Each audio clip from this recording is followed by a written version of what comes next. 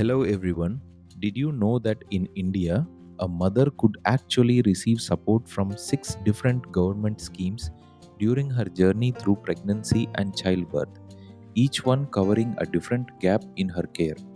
Today, we are going to decode this entire spectrum of care, covering JSY, JSSK, PMSMA, PMMVY, MRMBS, and SUMAN. Let's begin by understanding why all of this matters so much. India's maternal mortality ratio currently stands at 97 per 100,000 live births, based on sample registration system data from 2018 to 2020. For context, the global maternal mortality ratio in 2020 was 223 per 100,000 live births. India's Sustainable Development Goal target is to bring this number down to less than 70 per 100,000 live births. Achieving this target requires a multifaceted ecosystem of care, including direct cash transfers to replace wage loss, guarantees of quality clinical care, and total elimination of out-of-pocket medical expenses. The first scheme in this ecosystem is the Janani Suraksha Yojana, acting as the institutional delivery catalyst. It operates through direct benefit transfer, providing 100% centrally sponsored cash assistance directly into Aadhaar-linked bank accounts, modifying the earlier National Maternity Benefit Scheme. It encourages institutional care, motivating delivery at health institutions to reduce maternal and neonatal mortality and covering antenatal, delivery and postpartum care. And it relies on the Asha bridge, where the accredited social health activists acts as a crucial link worker, escorting poor pregnant women to public health centers and ensuring postnatal checkups happen. There are also two important exceptions built into this scheme: a 500 rupee cash assistance for below poverty line pregnant women who prefer home delivery, and a subsidy of up to 1,500 rupees for cesarean sections or obstetric complications in government facilities that lack specialists. This scheme also follows a detailed geographical matrix, differentiating between low performing and high performing states. In low performing states, which include Uttar Pradesh, Uttarakhand, Madhya Pradesh, Jharkhand, Bihar, Rajasthan, Chhattisgarh, Odisha, Assam, and Jammu and Kashmir, the benefit applies to all births in government or accredited facilities.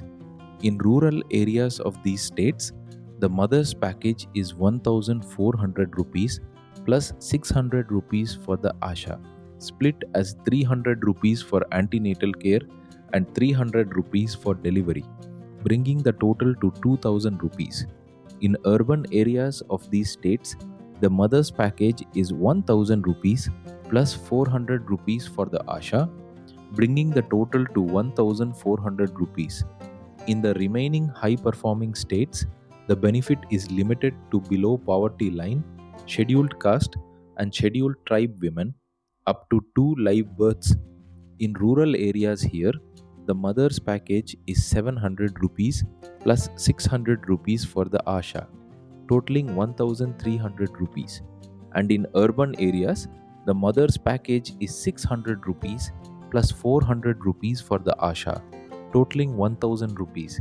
The second scheme is the Janani Shishu Suraksha Karyakram, built on the zero expense promise of completely free and cashless care.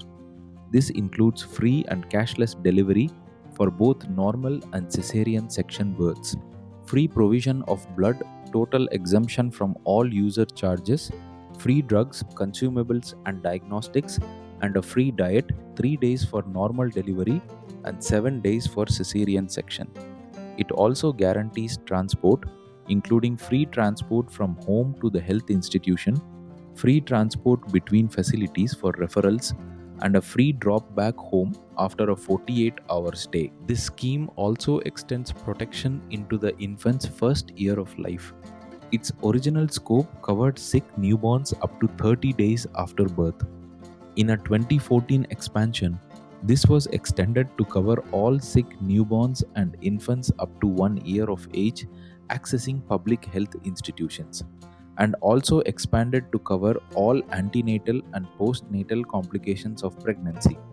The infant entitlements list under this expanded scope includes free drugs, consumables, and essential diagnostics, free provision of blood, free diet facilities, free transport covering home to facility, referrals and drop back, and total exemption from all user charges. The third scheme is the Pradhan Mantri Surakshit Matritva Abhiyan, known as the ninth of the month initiative for quality antenatal care. Its core mandate is to provide assured, comprehensive, and quality antenatal care completely free of cost, universally to all pregnant women on the ninth day of every month. This scheme has three key features. Its target demographic guarantees a minimum antenatal care package for women specifically in their second or third trimesters at designated government health facilities. Its clinical expertise component ensures that at least one antenatal checkup is conducted by a physician or specialist, and its private sector integration uses a systematic approach to motivate private practitioners to volunteer and participate in the Abhiyaan alongside government efforts. This scheme also functions as a diagnostic net for high risk tracking and management, following four key steps. Universal screening involves execution of all applicable diagnostic services for conditions like anemia, pregnancy induced hypertension, and gestational diabetes. Identification and line listing involves systematically identifying high risk pregnancies based on obstetric or medical history, with special focus on malnutrition, adolescent, and early pregnancies requiring specialized care. Management and planning involves appropriate management of existing comorbid conditions, coupled with comprehensive birth planning and complication readiness. And counseling and documentation involves proper documentation of services rendered while also providing an additional service opportunity for women who missed previous antenatal care visits. The fourth scheme is the Pradhan Mantri Matru Vandana Yojana, built around the core philosophy of compensating wage loss. Launched in 2017, formerly known as the Indira Gandhi Matritva Sahyog Yojana, it is designed to provide financial incentives as a partial replacement for lost wages, allowing the mother to rest before and after birth, which in turn drives improved health-seeking behavior. Its target population includes employed pregnant women aged 19 years and above who are experiencing wage loss, though it excludes regular state or central government employees who already receive similar benefits. This scheme reaches a wide range of beneficiary categories, including scheduled caste and scheduled tribe women, fully or partially disabled individuals known as Divyangjan, below poverty line ration card holders, beneficiaries of the Pradhan Mantri Jan Arogya Yojana, E-Shram card holders, farmers under Kisan Samman Nidhi, MGNREGA job card holders, families with income below 8 lakh rupees, pregnant or lactating Anganwadi workers and Ashas, and National Food Security Act ration card holders. For a woman's first child, this scheme follows a structured disbursement timeline totaling 5,000 rupees. The first installment of 3,000 rupees is claimed upon registration of pregnancy and completion of at least one antenatal checkup within 6 months of the last menstrual period date at an approved facility. The second installment of 2,000 rupees is claimed after childbirth is registered and the child has received all due vaccines up to 14 weeks of age under the Universal Immunization Program. There is also an important synergy with the earlier scheme we discussed, since beneficiaries are also entitled to receive the Janani Suraksha Yojana cash incentive after institutional delivery, meaning that on average, a woman receives a combined total of 6,000 rupees. This scheme also evolved significantly through PMMVY 2.0 and Mission Shakti, specifically championing the girl child. Introduced on April 1st, 2022, while the original scheme only covered the first live birth, PMMVY 2.0 extends maternity benefits to the second child, strictly if that second child is a girl. Its financial mechanism provides a single installment of 6,000 rupees provided after birth. Its conditions require that the pregnancy be registered, at least one antenatal checkup be completed within 6 months of the last menstrual period, the girl child's birth be registered, and vaccination be completed up to 14 weeks. And its societal goal is specifically designed to promote positive behavioral change toward the girl child, discourage female feticide, and improve the sex ratio at birth. The fifth scheme is the Dr. Muthulakshmi Reddy Maternity Benefit Scheme, representing Tamil Nadu's pioneering legacy of care as India's first state-level maternity benefit scheme. Its historical context traces back to 1989, when it was launched as India's very first maternity benefit scheme, later amended in 2006. It is implemented by the Directorate of Public Health and Preventive Medicine in Tamil Nadu and is aimed at reducing infant mortality rate and maternal mortality ratio for mothers aged 18 to 55 years.